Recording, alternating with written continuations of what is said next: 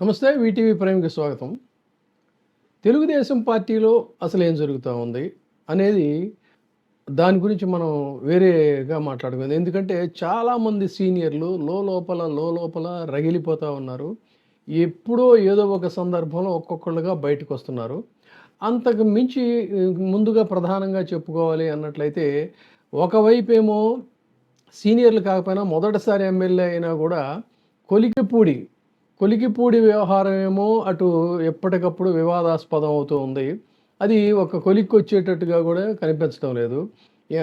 అది వాళ్ళకి అక్కడ ఉన్నటువంటి ఎంపీ కేశినేని చిన్నీకిను ఈ కొలికిపూడికి నూజివీడులో జరుగుతున్నటువంటి వ్యవహారంలో మళ్ళీ తాజాగా ఇసుక వివాదం అనేది పైకొచ్చింది. పార్టీని పూర్తిగా వీళ్ళు అల్లరి చేస్తున్నారనేటువంటి భావన ఉంది. అది అలా ఉంచినట్లయితే ఒక్కసారిగా ఇప్పుడు ఆడియో లీక్ అనేటువంటి ఒక బాంబ్‌షెల్‌తో దేవినేని ఉమ మళ్ళీ తాజాగా వార్తల్లోకి వచ్చాడు. అయితే దేవినేని ఉమ తెలుగుదేశం పార్టీకి చాలా సీనియర్ మోస్ట్ లీడర్గా చెప్పుకోవాలి. కృష్ణా జిల్లాలో కూడా ఎదురులేనటువంటి రాజకీయ నాయకుడిగా చలామణి అయ్యాడు. వాస్తవానికి ఏంటంటే ఆయన సోదరుడు ఆకస్మికంగా మరణించినటువంటి పరిస్థితుల్లో ఆ వారసత్వాన్ని పుణికిపుచ్చుకొని తను ఒక నాయకుడిగా ఎదిగాడు. అసలు వాళ్ళిద్దరూ ఎలా వచ్చారనేది చెప్పడానికి దేవినేని నెహ్రూ ద్వారా వాళ్ళు తెలుగుదేశం పార్టీలోకి ఎంట్రీ ఇవ్వడం, తర్వాత వాళ్ళకి అభిప్రాయ భేదాలు రావడం, ఇవన్నీ కూడా పాత కథలు. కానీ అసలు దేవినేని ఉమాకి తెలుగుదేశం పార్టీతో ఎందుకు చెడింది, లేదు తెలుగుదేశం పార్టీ దేవినేని ఉమని ఎందుకు దూరంగా పెడుతుందనేటువంటిదే ఒక డాలర్ ప్రశ్నగా చాలామందికి అనుకుంటున్నారు. అయితే రాజకీయంగా తెలిసిన వాళ్ళకి లోతు అంశాలు తెలిసినటువంటి తెలుసు. కానీ ఒకసారి మళ్ళీ ఎంతగా రగిలిపోతున్నాడు అనేటువంటిది ఈ ఆడియో లీక్ ద్వారా, అంటే మొన్న జరిగినటువంటి వ్యవహారంలో ఆడియో లీక్ ఇవాళ బయటకు వచ్చింది.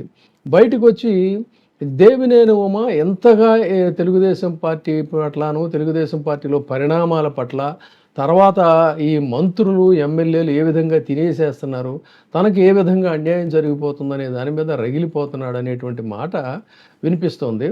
అయితే ఈ మాటలన్నీ చెప్తుంది ఏంటంటే వైసీపీ వారు కాదు, సాక్షాత్తు వైసీపీని నోటికొచ్చినట్టుగా కూడా తెగనాడినటువంటి ఉమని ఇవాళ ఆ విధంగానే అదే స్థాయిలో బహిరంగంగా ఆ పార్టీ డిసిప్లిన్ని దృష్టిలో పెట్టుకుని మాట్లాడకపోయినప్పటికీ కూడా ఇవాళ దేవినేని ఉమ మీద విపరీతమైనటువంటి వ్యతిరేకత విమర్శలు చేస్తుంది ఎవరు అన్నట్లయితే తెలుగుదేశం పార్టీ వాళ్ళు.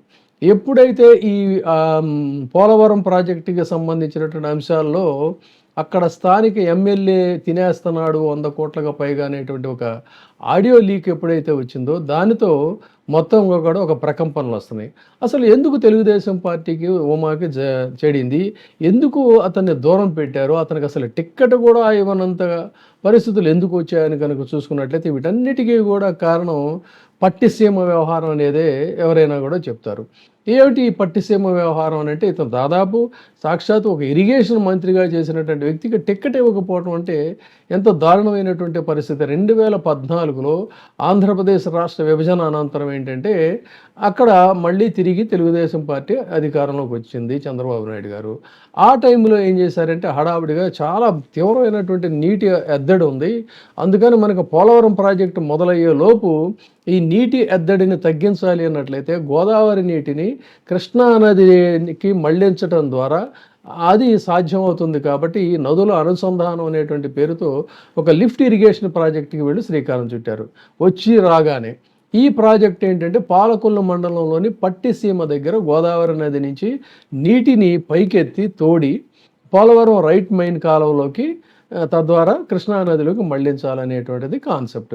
ఇది ప్రారంభించారు. ఎప్పుడు ప్రారంభించారు? అధికారంలోకి వచ్చిన వెంటనే టకటక దానికి పనులు ప్లాన్లు ఏదైతే ప్రారంభమేమో 2014లో మొదలుపెట్టేశారు. చాలా హడావుడిగా ఫాస్ట్గా పూర్తి చేశారు.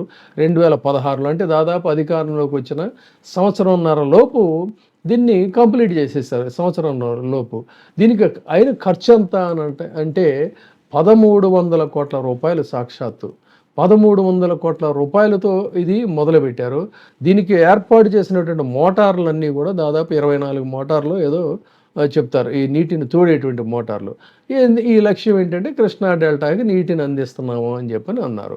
సరే, ఇంతవరకు అయితే బాగానే ఉంది. కానీ ఇది ప్రాసెస్ ప్రాపర్గా టెండర్ ప్రకారంగా ప్రొసీజరల్గా వెళ్ళారా అంటే లేదు. ప్రాజెక్టుని అత్యవసర ప్రాజెక్టుగా ప్రకటించి పారదర్శకత అనేటువంటిది లేకుండా తమకు కావలసినటువంటి వాళ్ళకే ఈ టెండర్లు ఇచ్చుకున్నారనేటువంటి విమర్శ అప్పట్లో వైసీపీ పార్టీ వారు చాలా తీవ్రమైనటువంటి విమర్శలు చేశారు. కమ్యూనిస్టులు కూడా చేశారు.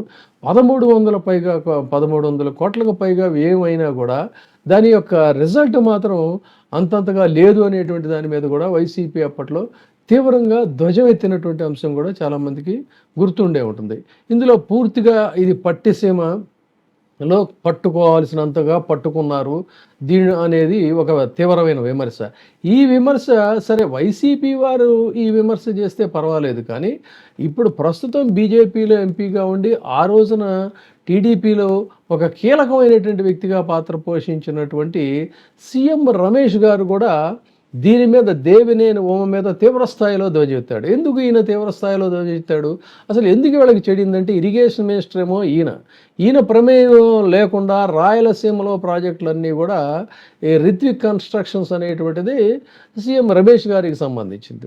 సో అవన్నీ కూడా ఆయన ఎగరగట్టుకుని వెళ్ళిపోయాడు తన ప్రమేయం లేకుండా అనేటువంటి దీని దగ్గర వీళ్ళిద్దరికీ గొడవలు మొదలయ్యాయి. ఇది వాటాల్లో గొడవలు అనేటువంటిదేమో వైసీపీ వారు చేసినటువంటి ఆరోపణ. ఆ గొడవల రీత్యా అది చిలికి గాలి వానై అది అక్కడతో ఆగకుండా తర్వాత ఈ దేవినేని ఉమా చేసినటువంటి పని ఏంటంటే కొన్ని రిసార్ట్స్ వీటన్నిటికీ సంబంధించి కృష్ణానదిలో కూడా ప్లాన్ చేస్తున్నారు, కృష్ణానదిని అంతా కూడా కబ్జా చేసేస్తున్నారని సాక్షాత్తు ప్రస్తుతం చంద్రబాబు నాయుడు గారు ఉంటున్నటువంటి ఇంటికి సమీపంలో ఆయన ఒక ఏరియల్ సర్వే లాంటిది కూడా చేసి బోట్లో తిరిగాడు, లేకపోతే సాక్షాత్తు ఏదో చెప్తారు స్వయంగా తిరిగి మరి ఒక సంచలనాత్మకమైనటువంటి ప్రకటనలు చేశారు. ఇవి చంద్రబాబు నాయుడు గారికి కొంత కోపం తెప్పించినటువంటి ప్రధాన అంశంగా చెప్తూ ఉంటారు. సో ఇలా ఆయనకి మంచి ఒక పోస్ట్ అనేది ఇస్తే దాన్ని బాధ్యతాయుతంగా చేయకుండా తమ ప్రమేయం కూడా లేకుండా చెలరేగిపోయాడు, తీవ్రమైనటువంటి అవినీతికి తావిచ్చాడు అనేటువంటిది సాక్షాత్తు అటు నుంచి వినిపిస్తున్నటువంటి ఆరోపణ. సరే ఇదంతా ఇలా ఉంటే గోదావరిలోకి నీరు సమృద్ధిగా ఉన్నప్పుడు మాత్రమే ఈ 1300 కోట్ల రూపాయలతో చేసిన ప్రాజెక్ట్ ఏమైనా ఉపయోగపడుతుందంటే అలాంటి పెద్దగా ఆశించినది ఏం లేదు. ఏటా పూర్తి సామర్థ్యంతో ఇది పనిచేయడం లేదు. పైగా దీనికేమో పాత మోటార్లు వాడారు, నాణ్యత తక్కువగా ఉన్న పరికరాలు వాడారు అనేటువంటిది దేవినేని ఉమ మీద వచ్చినటువంటి ఆరోపణలు. కాబట్టి రాజకీయ లబ్ధి కోసమే పనులు చేశారు తప్ప నిజంగా దీని అవసరమైతే అంతగా లేదు. పోలవరం రేపు కంప్లీట్ అయితే అసలు దీని ఉపయోగం కూడా అంతంత మాత్రమే ఉండదు. కేవలం ఏంటంటే బాగా వర్షాలు పడి నీళ్లున్నప్పుడు మాత్రం తప్ప మిగతాప్పుడు ఇది నిరుపయోగంగా ఉంది. అందుకని ఈ సీజన్లో తప్ప మామూలు ఇప్పుడు వేస్ట్గా పడి ఉంది. ఇలాంటి దానికి ఇంత ఖర్చు పెట్టాలా? ఎండాకాలంలో కృష్ణా డెల్టాకు కొంతైనా ఉపశమనం కలిగించేటువంటి విధంగా చేస్తామని చెప్పారు, కానీ దాని ప్రయోజనం మాత్రం పెద్దగా కనిపించడం లేదని చెప్పి అంటున్నారు. సరే ఏది ఏమైనా కూడా ఈ పట్టిసీమ వ్యవహారంతో ప్రారంభమైనటువంటి అవినీతి ఆరోపణలు తదనంతర కాలంలో ఈ కృష్ణానది వ్యవహారానికి సంబంధించి ఆ తర్వాత ఏమో అక్కడ రిత్విక్ కన్స్ట్రక్షన్స్ మీద ఈయన కొన్ని ఆరోపణలు చేయటం, ఈయన మీద ఆరోపణలు చేయటం, ఇదంతా కలిసి వెరసి 2019కి వచ్చేసరికి వాళ్ళు ఆరోపిస్తున్న ప్రకారంగా ఏంటంటే ఓటికి దాదాపుగా 5,000 రూపాయల చొప్పున కూడా ఖర్చు చేసినా కూడా దేవినేని ఉమాకి ప్రయోజనం లేకుండా పోయింది అనేటువంటిది కూడా ఒక ఆరోపణ ఉంది. సో ఇలాంటి అవినీతి ఆరోపణలు చాలా సాక్షాత్తు చాలా డీటెయిల్డ్గా చంద్రబాబు నాయుడు గారి దృష్టికి వెళ్ళినాయి కాబట్టే ఆయనకి టిక్కెట్ ఇవ్వడానికి నిరాకరించారు అనేటువంటిది వినిపిస్తున్నటువంటి మాట. అయినా కూడా వేచి చూసి ఏదో ఒకటి ఇవ్వకపోతారా అని అనుకుంటున్నటువంటి తరుణంలో ఒక్కసారిగా ఈ ఆడియో లీక్ అనేటువంటిది మొదలైంది. ఈ ఆడియో లీక్ మీద వాళ్ళే చెప్తున్న మాట ఏంటంటే అసలు ఈయనకి ఎందుకండి, ఈయన ఇంకా ఇరిగేషన్ మినిస్టర్ అనుకుంటున్నాడా, ఈయనకి ఏం సంబంధం పోలవరంలో జరుగుతున్నటువంటి వ్యవహారాల గురించి ఈయనకేంటి బాధ అనేటువంటి ఒక విమర్శ కూడా వైసీపీ వారు చేయడం లేదు, టీడీపీకి సంబంధించినటువంటి వాళ్ళే చూస్తున్నారు. సో మొత్తం మీద ఈ వ్యవహారం అయితే దేవినేని ఉమాకి ఒక సెట్ బ్యాక్ అయిందనే చెప్పాలి. తన రాజకీయ భవిష్యత్తు ఏ విధంగా ఉంటుంది, మరి దీన్ని ఏం చేస్తారు అనేది మనం వేచి చూడాలి. సహజంగా ఏంటంటే ఆడియో లీకులో అది మాది కాదు, దాన్ని ఏదో ఇప్పుడున్న టెక్నాలజీని ఉపయోగించారు, అదంతా కూడా బోగస్, అది నా వాయిస్ కాదని కూడా సహజంగానే బుకాయిస్తారు. అయితే దీనికి సంబంధించి అసలు ఈ ఆడియో లీకులు వాళ్ళ ప్రమేయం లేకుండా ఆడియో లీక్ అయ్యే అవకాశం ఉందా, ఉంటే అంటే ఫోన్ ట్యాపింగ్ కాదు, ఫోన్ ట్యాపింగ్ చేసేంత స్థాయి ఇటువంటి వాళ్ళకు ఉండదు. మరి ఈ ఆడియో లీకులు ఎలా అవుతాయి, ఏంటి సాంకేతికమైనటువంటి అంశాల మీద కూడా మనం ఇంకొక ఎక్స్పర్ట్స్ ఒపీనియన్ తీసుకుంటున్నాం. దాంతో ఇంకొక వీడియో చేస్తాము, ఫోన్ ఏ విధంగా ఆడియో లీకులు అవుతాయి అనేది. దాన్ని కూడా మీరు చూడండి. Thank you. ఇప్పుడే సబ్స్క్రైబ్ చేయండి, లైక్ చేయండి, షేర్ చేయండి. వే టీవీ ప్రైమ్, మీ ఉత్తమాభిరుచుల సమ్మేళనం.